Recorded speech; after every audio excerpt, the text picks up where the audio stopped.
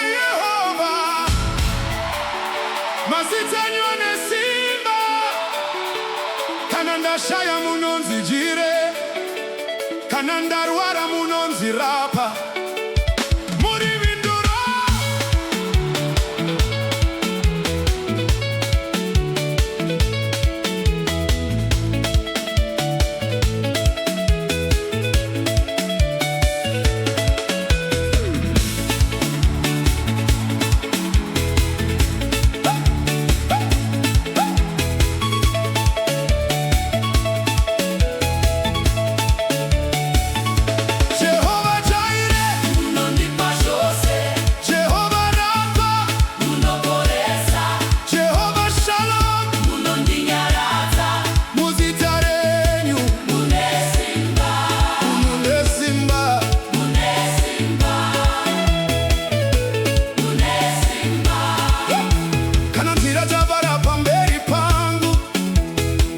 Zita Renyu kana mumba musina chikafu munondipa semvura murenje vanhu vachiti apachina nzira ini ndinoti Jireh varipo muri Mwari vasingakundikane munovhura nzira nguva dzese. Muzita renyu mune Imhinduro, muzita renyu mune Simba. Handingati zvandinosangana nazvo nekuti imi muri Mwari.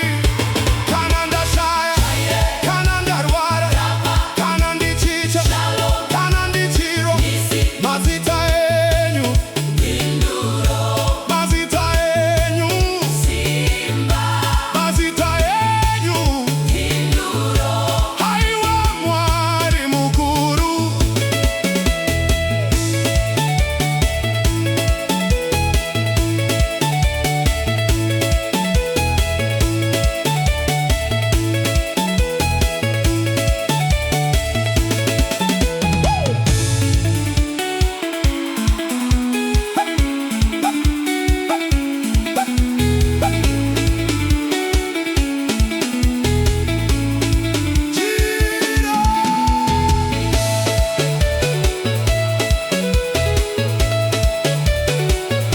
Jireh, Vanoba, Vanobones, Rugere, Kukunda.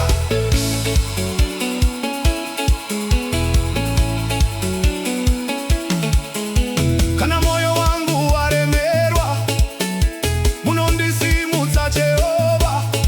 Kana misodzi yazara kumeso munondinyaradza Baba. Munonzi El Shaddai mukuru, munozadza zvose zvinoshaika.